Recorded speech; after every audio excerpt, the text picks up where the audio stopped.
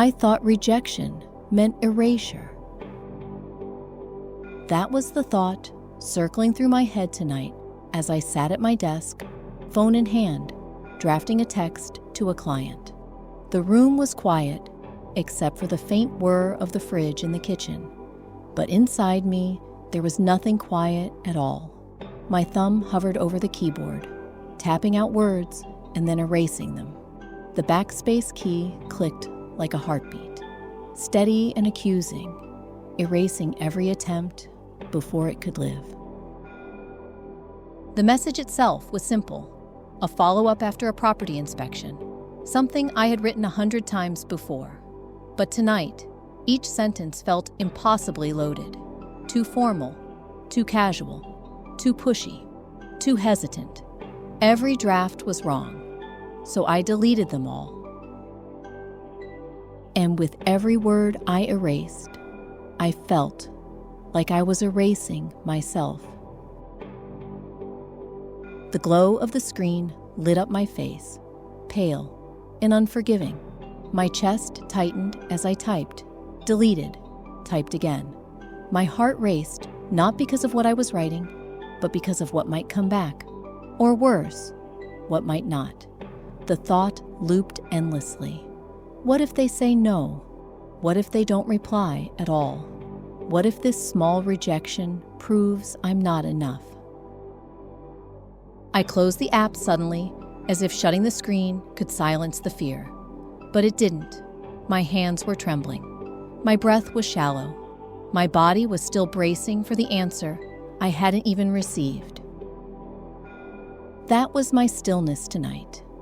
Sitting in the half-dark, phone in my hand, paralyzed by the thought that rejection would erase me. Every deleted word deleted me. That's how it felt each time my thumb hit backspace. It wasn't just a sentence I was erasing. It was myself, my own voice, silenced before it had the chance to exist. I've carried this fear for as long as I can remember. At work, it shows up every time I send a follow-up, pitch a new listing, or wait on a client's decision. Real estate is built on yeses and nos. A yes feels like oxygen. A no feels like collapse. And in an industry where deals fall apart in an instant, every no feels personal. But it isn't only professional. At family dinners, I felt rejection too. Not in outright words, but in comparisons that land like quiet verdicts. Your cousin already bought her first home. Your friend's daughter is engaged. You're 25 and still waiting. The rejection isn't explicit, but it echoes just as loudly. You're not enough. Even in friendships and relationships, the fear lingers. An unanswered text spirals into, "They don't care about me." "Sorry, I can't make it," becomes "You're not worth showing up for."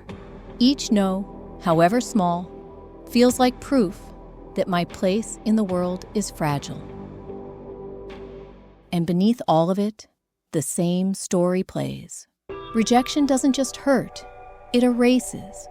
It takes away my worth, my belonging, my existence. That's why I delete before I send. Because if I erase the words myself, maybe I can soften the blow when someone else erases me.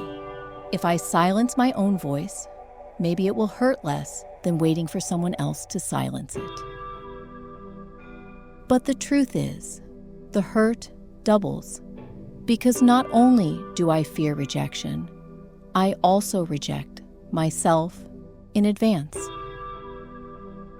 If you felt this too, you know the exhaustion it brings.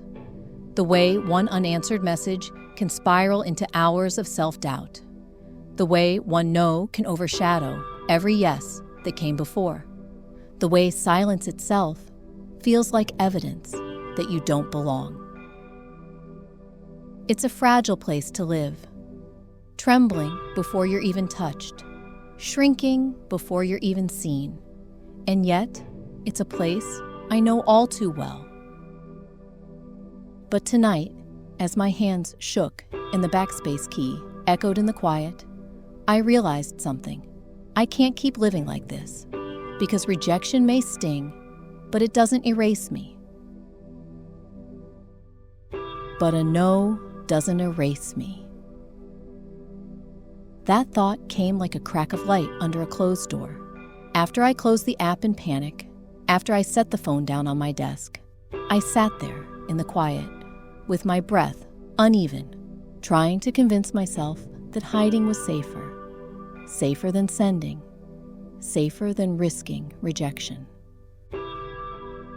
But then, under the noise, something softer stirred. A no doesn't erase me. I said it once in my mind, hesitant, as though testing the words. Then again, out loud, just above a whisper. My voice was shaky, but it was mine, and slowly, the meaning began to settle. Because the truth is, I've already lived through so many no's. No's from clients who chose another agent. No's from opportunities I didn't get. No's in relationships that ended before I wanted them to. Each one had hurt. Some had cut deeply. But if they truly erased me, I wouldn't be here. I wouldn't be sitting at this desk. I wouldn't still be breathing, working, or trying. That realization was undeniable. Rejection hasn't erased me yet, which means it doesn't have the power to. I thought back to the sound of the backspace key, clicking again and again, as if it were chiseling pieces off of me. That was the cruelest part, not the rejection from others, but the rejection I inflicted on myself. I kept erasing before anyone else had the chance to. I kept shrinking before anyone else could push me aside. But if a no doesn't erase me, then I can stop erasing myself. I stared at the phone again, and for the first time that night, it didn't feel like a weapon aimed at me. It was just a device, a tool, a way to communicate. It couldn't carry the power I had been giving it, the power to erase my existence. That's when the shift clicked into place. Rejection may bruise me, but it doesn't end me. My worth isn't erased by someone else's refusal. My presence isn't undone by their silence. I exist beyond their answer. And for the first time in hours, I felt steady enough to believe it. I exist beyond their answer. I wanted those words to live deeper than just my thoughts. I needed to feel them in my body, to anchor them in something I could return to when fear tried to take over again. So I opened my notebook, even though part of me resisted. The blank page looked intimidating, like another place I might fail. But I reminded myself, the page was mine. It couldn't reject me. I wrote slowly at the top, "A no doesn't end me." The pen scratched across the paper, shaky at first, like I wasn't sure if I deserved to see the words in ink. But once they were there, something in me softened. They existed. They couldn't be erased so easily. I began to build on them, writing out truths that felt fragile but real. Even if they say no, I am still Chloe. The sentence looked back at me, almost daring me to doubt it. I wrote another. Even if they ignore this message, I still showed up with courage. And then another. Even if they reject my offer, I am still worthy of being here. Each line felt like planting a small flag in the ground I had been told wasn't mine to stand on. The more I wrote, the less invisible I felt. The page filled, and my breath deepened with it. When I set the pen down, I closed my eyes and let my hands rest on my thighs. My body still carried the echo of fear. My shoulders tight, my jaw clenched, my hands trembling slightly. I decided to scan slowly, gently from head to toe. I started at my forehead, noticing how hard I was furrowing, and softened it. Then, my jaw, tense and aching, loosened when I let it go slack. My shoulders had been curved inward, like I was bracing for impact, so I rolled them back into the chair, letting them sink. My hands were restless, but pressing them firmly into my thighs steadied them, reminding me I was here, solid, alive. With each release, I whispered, "I exist," beyond their answer. The words synced with my breath, in on, "I exist," out on, beyond their answer. The rhythm soothed me more than I expected. The trembling eased. My heart still beat quickly, but it no longer felt like it was trying to escape. My body felt less like it was bracing for disappearance and more like it was anchoring into presence. When I opened my eyes again, the phone was still there on the desk. The message draft waited. For hours, I had treated it like a cliff edge, as though sending it meant risking a fall into nothingness. But now, after journaling and grounding myself, it was just a message. Their reply, or silence, could sting, but it couldn't erase me. I picked it up, read the words one last time, and pressed send. My thumb tapped the screen, the whoosh of delivery sounded, and I exhaled a breath I hadn't realized I was holding. The message was gone, but I was still here. My breath is steady. My body is anchored. My voice is intact. That moment mattered more than their answer ever could, because in pressing send, I proved to myself that I exist beyond what comes back. Looking back on last night, I can see how rejection has shaped so much of my story.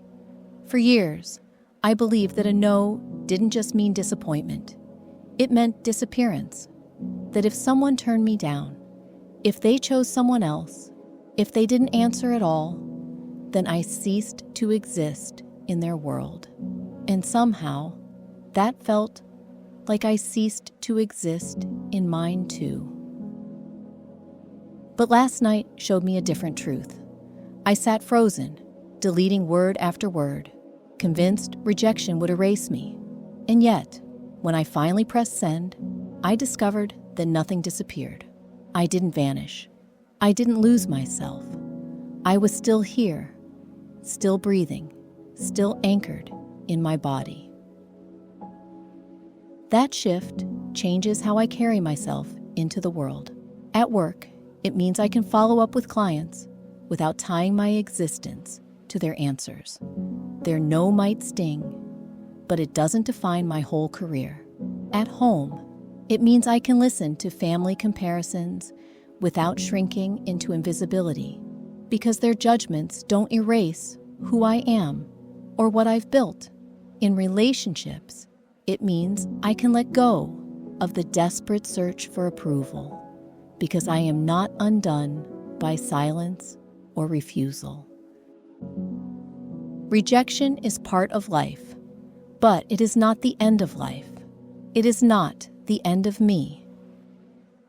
When I journaled last night, when I scanned through my body, when I whispered the words, "I exist beyond their answer," I felt something take root. I felt proof. The proof wasn't in the reply I might receive.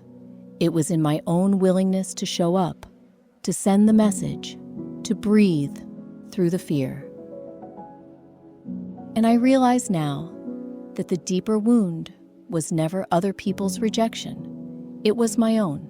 Every time I deleted words before anyone else could read them, every time I silenced myself in advance, I was practicing the erasure I feared. Last night, I broke that cycle. I let my words live. I let myself exist, no matter what came back. That's the integration I want to hold on to. I exist beyond yes. I exist beyond number. My worth is not up for negotiation. It is not conditional. It is not fragile. It is already here. A no doesn't end me. I let the words settle into my chest. Slow and certain, a no doesn't end me. I picture the moment that proved it. My thumb pressing send. The message leaving my phone. The rush of fear meeting the steadiness of breath. For hours, I had treated that text like a cliff edge, as if sending it would drop me into nothingness. But the truth was quieter. I sent it, and I was still here. My chest rose and fell. My breath steadied. My presence remained. That's the image I hold as I end tonight. The glow of the phone dimming in my hand. My body no longer trembling, but steady. My breath no longer shallow, but whole. The silence that follows doesn't sting anymore. It settles. In it, I can finally feel myself returning, softer, but stronger. Rejection didn't erase me. It reminded me that worth was never something someone else could give or take. So I rest here, anchored in that truth, steady, certain, and enough.